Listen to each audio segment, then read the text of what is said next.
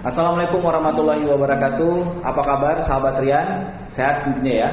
Dan saat ini di edisi perdana kita di Ngopian, ngobrol penuh inspirasi bersama saya Rian. Tentunya kita akan ngobrol panjang dan juga berdiskusi bersama narasumber-narasumber kita, dan kita akan membahas berbagai macam hal yang terjadi di seputaran kita. Apakah itu dunia politik, olahraga, kesenian, atau mungkin juga sejarah. Tapi untuk hari ini di edisi perdana kita sudah kedatangan salah seorang narasumber kita, yaitu Bapak Irsal Ambia, yang juga merupakan anggota komisioner dari Komisi Penyiaran Indonesia.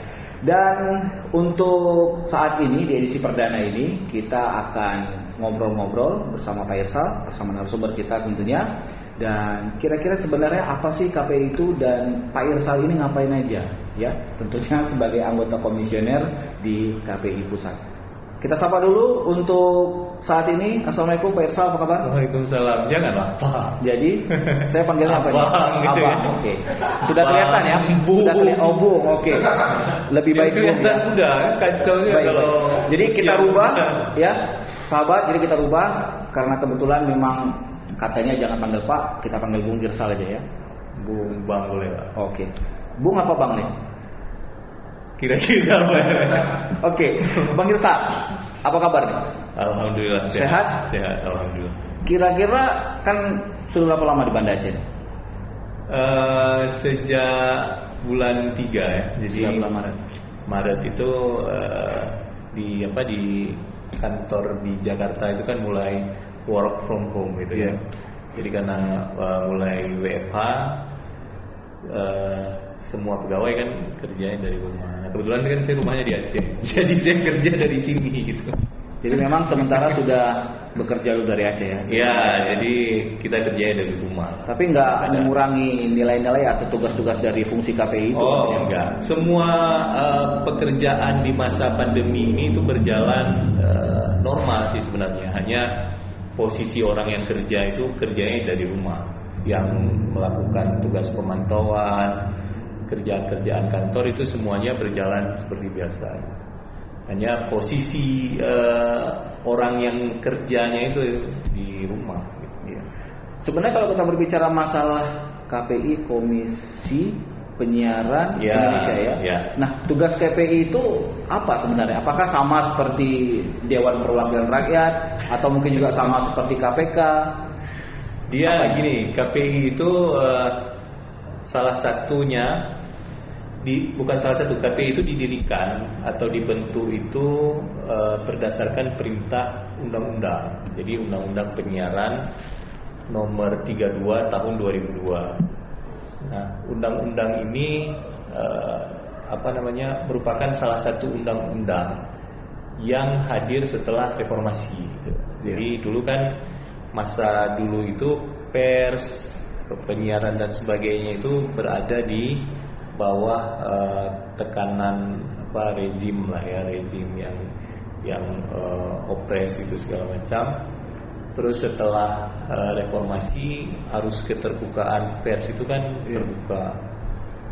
Ada beberapa undang-undang yang kemudian menandakan dimulainya reformasi. Salah satunya adalah KPK, kemudian juga penyiaran. Jadi undang-undang pers, undang-undang penyiaran itu adanya setelah reformasi. Nah, di situ diamanatkan untuk dibentuk sebuah Komisi Penyiaran Indonesia.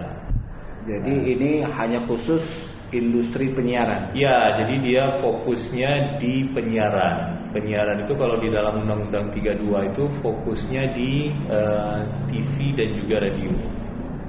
Jadi pekerjaan kita itu melakukan pengawasan, kemudian kita ini adalah regulator penyiaran di Indonesia.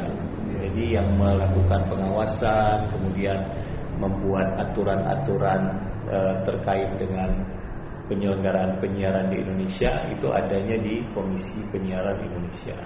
Jadi KPI ini apakah memang sudah terbentuk di seluruh Indonesia atau hanya mungkin saat ini ya, buat para sahabat kita ambil gambarnya, gambarnya ini di kantor KPI Aceh. Ya. Nah, jadi kebetulan memang terima kasih buat kita ucapkan terima kasih nih buat para komisioner KPI Aceh sudah mau meminjamkan ruangannya dan kembali lagi nih, Bang Irsal. Apakah memang baru saja Aceh saja yang sudah ada KPI-nya atau sudah seluruh Indonesia atau mungkin juga sudah sampai ke tingkat kecamatan atau luar negeri, ini bagaimana ini? Jadi KPI itu dibentuk di tingkat provinsi dan juga pusat. Jadi KPI itu ada yang namanya Komisi Penyiaran Informasi Daerah, berkedudukan di ibu kota provinsi.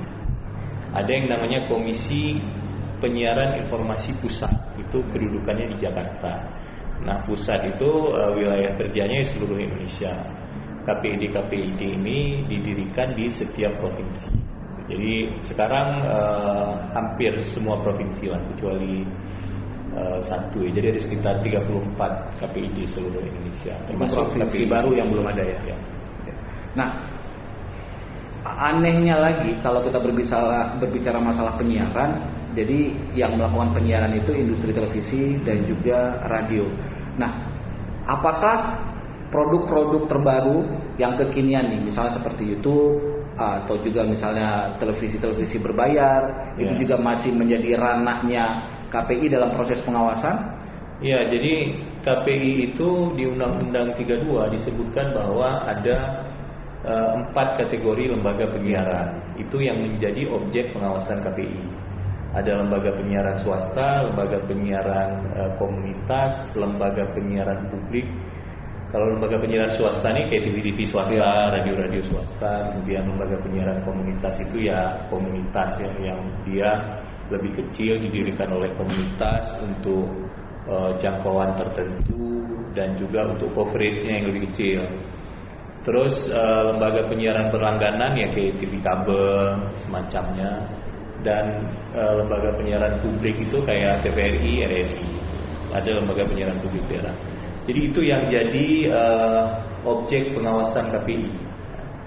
Di luar itu belum ada aturan. Memang di Indonesia, bahkan di Indonesia belum ada aturan tentang pengawasan terhadap konten yang berasal dari internet. Ya, jadi kayak YouTube, kemudian apalagi Netflix misalnya. Ya, Netflix dan sejenisnya. Dulu kan kita di awal-awal udah menyampaikan gagasan itu sebenarnya ya. Berbagai macam respon dari publik terkait gagasan KPI untuk melakukan pengawasan di sana. Tapi memang di regulasi kita belum ada. Jadi kayak Facebook YouTube dan lain-lain itu ya nggak ada yang ngawasin sebenarnya di Indonesia.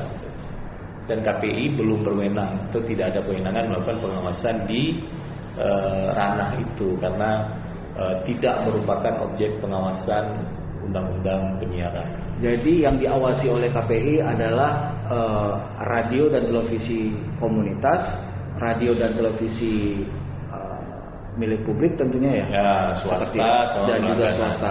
Nah, metode pengawasan seperti apa nih yang dilakukan oleh para anggota komisioner atau mungkin juga para KPI ini? Apakah memang sampai ke item-item misalnya pembacaan berita? Apakah memang dari detail beritanya juga itu perlu diawasi? Ya, semua sih sebenarnya apa yang ditampilkan di TV dan radio. Nah, jadi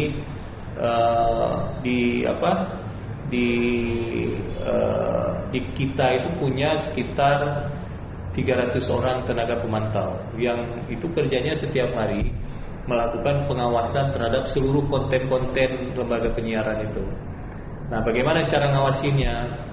Kita itu punya yang namanya standar program siaran SPS dan pedoman perilaku penyiaran. Jadi disingkat dengan P3 SPS. Nah, P3 SPS itu semacam kitab sucinya industri penyiaran. Ya, industri penyiaran. Ini udah kayak kuliah ya.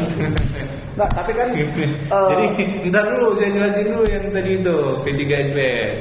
Jadi P3 SPS itu kitab sucinya penyelenggara penyiaran. Apa yang boleh dan enggak itu diatur di situ. Nah, jadi apa yang boleh, apa yang enggak itu diatur di dalam P3 SPS. Nah, kita itu melakukan pemantauan dengan standar itu tadi gitu. Jadi kalau ada yang melanggar dari P3 SPS itu akan ditindak. Apa misalnya tuh gambar rokok, orang tampilan orang merokok, itu nggak boleh. Terus iklan rokok misalnya, itu juga nggak boleh kecuali di jam 10 ke atas. Tayangan kekerasan, terus banyak lah. Kalau mau tahu ya baca aja P3SPS, baca, buka kitab ini ya. Nah, di saat-saat seperti ini ya, di masa pandemi seperti ini, kembali lagi tadi Bang Irsa juga sudah menyampaikan bahwa ada aturannya, ada rules-nya, ada kitabnya nih. Nah, masyarakat kan saat ini pandemi bingung gitu. Misalnya ODP itu apa, PDP itu apa. Nah, bagaimana sih masyarakat atau sahabat Rian di rumah bisa menilai, oh ini hoax gitu, oh ini beritanya bohong, oh ini beritanya nggak akurat? Iya, memang di pandemi sekarang ini, sejak dari awal kemunculan pandemi itu, ada masalah lain yang lebih serius, yang bukan lebih serius, sama seriusnya, yaitu informasi hoax yang beredar itu banyak sekali gitu. Jadi orang kadang-kadang menjadi takut gara-gara informasi hoax yang sumbernya tak nggak jelas, macam-macam kan hoax. Malah bikin menakutkan. Iya, menakutkan. Banyak sekali hoax itu, hoax yang aneh-aneh apa gitu segala macam, itu luar biasa banyaknya hoax.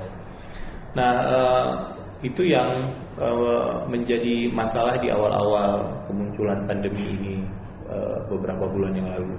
Jadi pandemi ini diikuti dengan beredarnya arus informasi hoax yang beredar di masyarakat.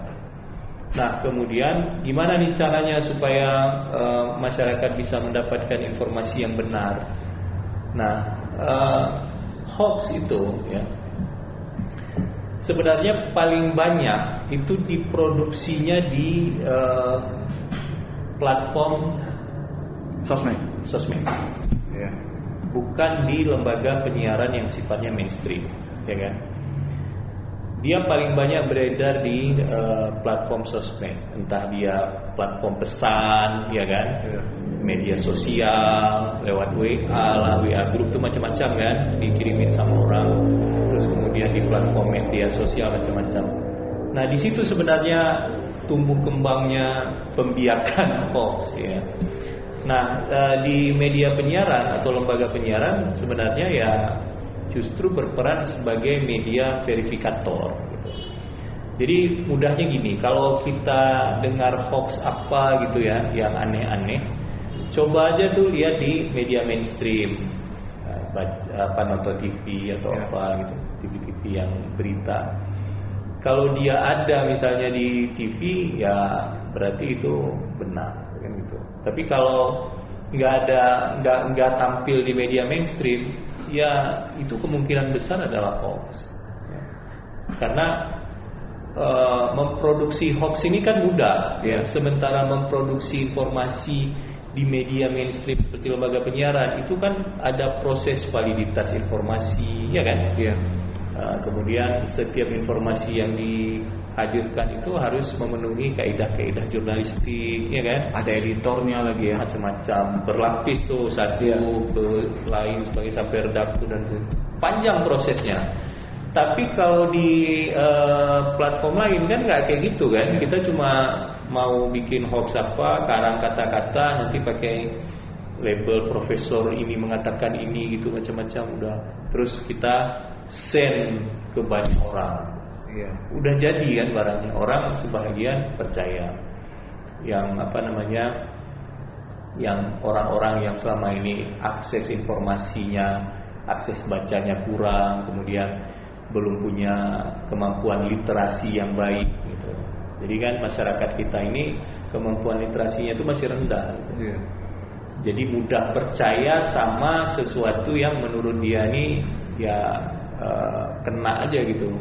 Jadi memang di sini walaupun sudah ada KPI yang akan melakukan pengawasan terhadap medianya, jadi masyarakat memang harus lebih pintar. Ya, jadi itu yang kita sebut, kita itu punya program literasi media. Kenapa perlu literasi media? Karena ya memang masyarakat kita tuh perlu diedukasi gitu untuk bisa menyaring informasi sesuai dengan kebutuhannya. Kalau di media mainstream sih lumayan aman kan, karena yang kayak saya sampaikan tadi, jadi proses menghadirkan atau memproduksi siaran di media mainstream itu kan prosesnya nggak instan, jadi ada proses yang bisa dipertanggungjawabkan. Nah, kalau di media-media lain itu kan enggak. Nah, maka masyarakat harus punya kemampuan untuk menyaring informasi yang benar. Caranya apa? Caranya ya masyarakat ini diedukasi. Salah satu fungsi KPI adalah melakukan literasi kepada publik, memberikan pemahaman kepada publik bahwa misalnya nonton yang perlu gitu, ya kan, nggak usah nonton hal-hal yang nggak penting, atau konsumsilah informasi yang memang validitasnya sudah baik. Nah, itu yang sebenarnya ingin dan sudah dilakukan oleh KPI. Jadi melakukan literasi dan edukasi kepada publik. Kalau boleh jujur, Bang Irsal, apakah KPI pernah membuat satu label akhirnya ini konten berita yang hoax, atau ini program kan dan dimatiin. Oke. Jadi Bang Irsal, apakah KPI sendiri pernah membuat suatu pelabelan, misalnya televisi ini dia jadi atau memulai penyebaran berita hoax, atau mungkin acara ini, program ini dia menyebarkan hoax? Nah, apakah kalau KPI pernah melakukan itu? Nah, kalau kita itu pengawasannya kan tadi kembali ke P3SPS kan, jadi ada kaidah-kaidah jurnalistik yang itu harus dipertanggungjawabkan. Terus kemudian ada kode etik jurnalistik. Jadi dalam proses menyajikan informasi itu harus bertanggung jawab. Nah, kita melihat beberapa tayangan misalnya di TV atau di radio. Kalau yang hoax kita jarang nemuin ya, tapi ada beberapa kali kita memberikan teguran untuk proses-proses jurnalistik yang misalnya tercecer. Jadi ada proses-proses yang tidak dijalankan dengan baik. Misalnya menghadirkan informasi tanpa tanpa keterangan dari narasumber yang semestinya, gitu kan, atau klaim yang berlebihan dan lain sebagainya. Termasuk di beberapa di pandemi ini juga kita tuh menyampaikan kepada lembaga penyiaran bahwa informasi-informasi yang disampaikan itu harus mempunyai proses validitas yang baik gitu, sehingga tidak menghadirkan informasi yang menyesatkan gitu kan. Nanti ada gosip atau klaim kemudian langsung diangkat di media penyiaran. Nah, itu yang kita terus minta kepada lembaga penyiaran. Berbicara masalah gosip, sejauh ini acara gosip masih aman ya? Iya, gosip itu kan infotainment kan. Iya. Bukan apa gosip. Karena berdasarkan kebutuhan masyarakat makanya perlu ada berita gosip, sehingga ya oke saja infotainment itu. Infotainment itu dalam perkembangannya memang menjadi salah apakah satu itu genre. Sebuah produk berita? Ya, itu yang sampai sekarang masih menjadi perdebatan. Jadi gini, infotainment itu pada akhirnya memang merupakan salah satu genre dari produk jurnalistik, gitu, ya kan? Harus meskipun debatable, ada yang menyebutkan ini bukan karya jurnalistik, tapi ada yang juga menyebutkan bahwa ini karya jurnalistik. Nah, infotainment ini sampai sekarang itu masih menjadi daya tarik di televisi-televisi kita, karena masyarakat kita kan senang dengar gosip artis. Sebenarnya bukan hanya di kita, tapi di seluruh dunia orang pasti akan senang kan, gosip artis K-pop lah, macam-macam itu yang sampai histeris itu. Fans K-pop juga kan? Saya nggak pernah. Oke. Nggak pernah nonton K-pop. Baik. Tapi tahu lah ya, personelnya tahu lah ya. Oke. Jadi memang sejauh ini peran KPI itu memang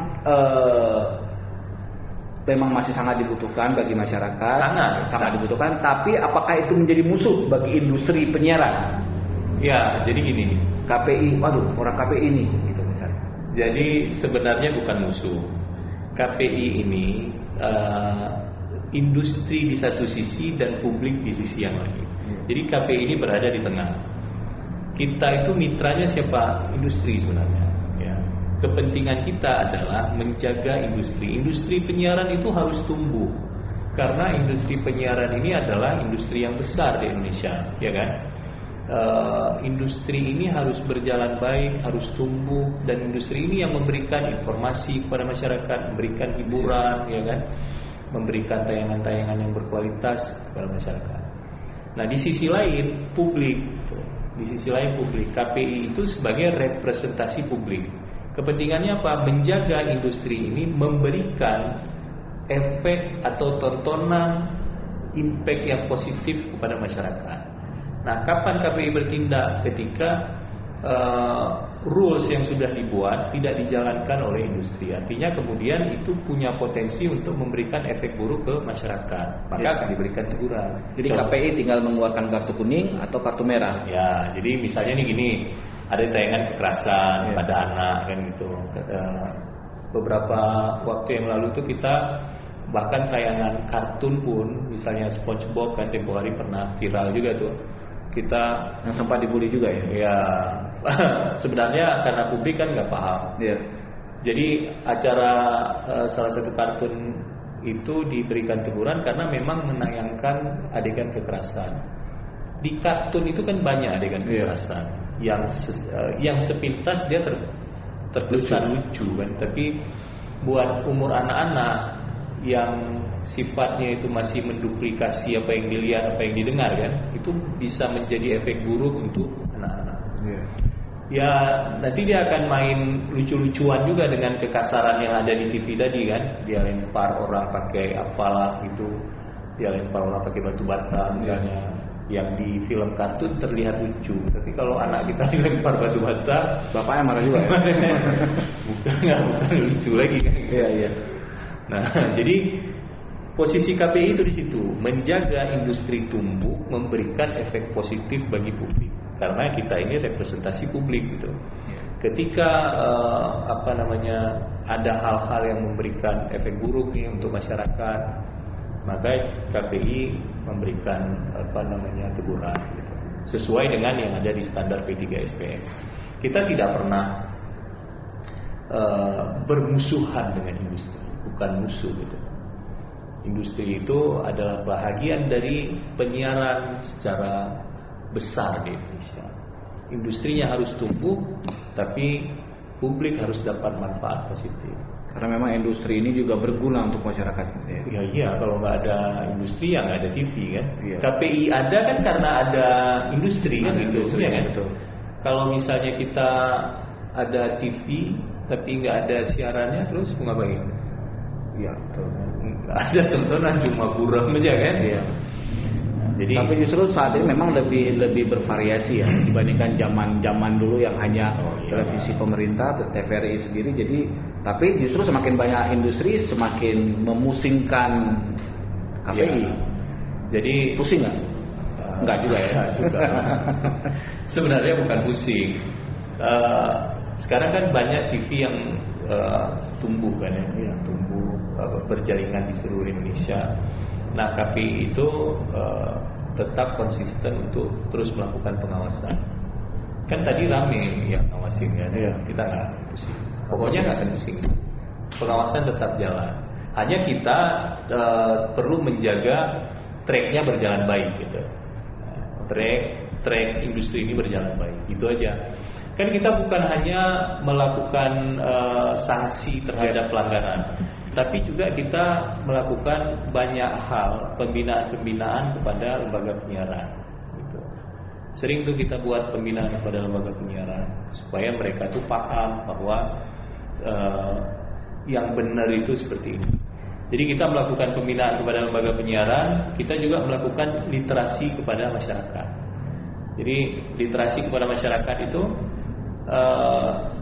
terus dilakukan supaya masyarakat itu menonton hanya pada siaran yang kualitasnya baik. Jadi gini, pertanyaannya, kenapa masih ada acara di TV yang kualitasnya rendah, penontonnya ramai? Itu kan faktanya sekarang. Iya. Acara yang kualitasnya rendah, penontonnya itu ramai. Kenapa? Jawabannya tahu nggak kira-kira kenapa? Kenapa, tahu nggak gue? Nggak ada yang tahu. Karena memang itu menjadi sebuah industri ya. Bukan, ya karena memang kita masih senang nonton gitu. Oke. Nah, kalau misalnya acara yang kualitasnya rendah itu yang nonton dikit, pasti acara itu lama-lama akan hilang dengan sendirinya. Karena industri ini bekerja kan disupport oleh iklan. Ya. Semakin banyak orang nonton, maka acara itu akan semakin baik buat dijual. Meskipun kualitasnya rendah, tapi ketika banyak yang nonton, maka akan banyak iklan. Kan hukumnya gitu tuh, banyak yang nonton, banyak iklan, banyak yang nonton, banyak iklan. Nah, kalau kurang orang nonton, iklannya kan nggak ada kan ya. Jadi dengan sendirinya acara itu ya nggak jalan lagi. Maka kita edukasi publik, nontonlah yang Berkualitas, sekreatif mungkin ya. Ya. Kalau yang nggak kualitas, mutunya rendah, Biar seleksi alam lah. ya seleksi alam. Nggak lama juga kan. Ya dengan sendirinya pasti akan limbung dia karena nggak ada iklan kan gitu. Siapa yang nonton? Iya betul. Oke, terakhir Bang Irsal, harapan Anda atau saran Anda kepada sahabat Rian untuk mungkin ada tips atau memberikan saran-saran bagaimana untuk memilih tontonan yang baik. Ya, jadi kepada sahabat Rian. Masih. Ya. Padahal saya juga sahabatnya Rian. Ya. Kami bersahabat dari tahun berapa ya? Dari tahun 2001 ya. Ya beginilah. Oke, silakan. 10 tahun kenal Bro Rian gitu ya. Jadi untuk sahabatnya Rian, ramai sahabatnya. Alhamdulillah ramai. Kita sudah mengumpulkan. Jadi kita memang mungkin dengan channel edisi perdana ini juga sahabatnya semakin banyak. Gitu. Oke. Jadi kita mau buat channel bintang tamu untuk perdana Bang Irsal. Nah, jadi ya mudah-mudahan. Mantap. Silakan Bang Irsal. Oke, jadi pesannya itu buat sahabat Rian semuanya.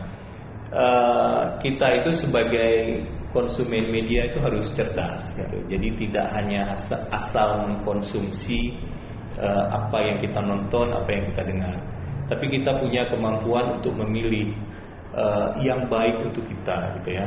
Nah, itu yang harus dipahami dulu, bahwa banyak tayangan di televisi, banyak tayangan di radio, tetapi pilih apa yang manfaatnya paling baik buat kita. Sehingga informasi, tayangan, hiburan yang hadir di platform lembaga penyiaran itu menjadi manfaat untuk kita, tidak justru membuat kita tambah mundur kan gitu. Iya. Jadi masyarakat semua perlu kemampuan untuk meliterasi dirinya sendiri agar dia itu bisa paham tontonan yang baik untuk dia. Tapi masyarakat atau sahabat Rian bebas ya, mau pilih Bollywood, Korean, siaran drama-drama Korea, itu boleh aja tapi nggak ada masalah. Ya, boleh. Nggak ada masalah menonton apapun ya, itu kan haknya publik kan. Asal lagi memilih yang terbaik ya. Ya, jadi ya itu tadi tayangan-tayangan yang selama ini kualitasnya rendah itu masih banyak ditonton orang karena masyarakat belum mendapatkan informasi yang baik gitu ya. Di garis merahi kualitas yang rendah. Kualitasnya rendah. Nah, Anda tuh bisa lihat, sebenarnya kita punya survei, tapi itu punya survei indeks kualitas program siaran. Nah, survei indeks kualitas program siaran itu menggambarkan program-program siaran yang ada di televisi. Gitu. Semacam rating bukan? Bukan ya. Bukan. Kalau rating itu yang lain kan. Ya. Kita itu menyampaikan informasi, survei ini menyampaikan informasi tentang kualitas program yang ada di siaran televisi. Kalau mau tahu tuh nanti datang ke websitenya KPI, coba download hasil survei itu. Nah, situ akan tergambar mana program yang kualitasnya bagus, mana program yang kualitasnya nggak baik gitu, atau kualitasnya rendah lah ya. Berkualitas rendah itu tidak memenuhi atau di bawah standar yang sudah ditetapkan berdasarkan kitab tadi ya. Ya. Terima kasih Bang Irsal. Oke. Sekali lagi atas waktunya. Dan semoga saja buat Anda, sahabat Rian, bisa menginspirasi. Sekali lagi terima kasih Bang Irsal. Oke. Selamat Hari Raya Idul Fitri. Ya. Nggak lama lagi kan? Lebaran di Banda Aceh minggu depan ya. Minggu depan. Lebaran di Banda Aceh di Jakarta. Iya, Insya Allah di Banda Aceh. Keluarga saya kan. Keluarga saya di sini. Oke. Sekali lagi terima kasih buat Anda, sahabat Rian, yang sudah menonton, dan jangan lupa untuk klik like, share, dan tentunya juga harus subscribe di channel kita ini. Dan kita juga nanti akan tetap terus menghadirkan channel-channel terbaik tentunya dengan hal-hal atau juga dengan konten-konten yang tentunya akan berguna untuk Anda. Jadi tunggu saja, dan ini baru edisi perdana, kita akan tetap terus memberikan kejutan-kejutan di Bang Irsal. Mohon dukungan juga di Bang Irsal. Mungkin masukan-masukan, kritikan-kritikan kita menerima, saran-saran dari Bang Irsal dan juga Anda semua. Kita pamit untuk hari ini. Sekali lagi terima kasih. Kami seluruh tim juga mengucapkan selamat Hari Raya Idul Fitri 1 Syawal 1441 Hijriah. Maaf lahir dan batin, dan kita ketemu lagi di edisi berikutnya. Terima kasih. Wassalamualaikum warahmatullahi wabarakatuh.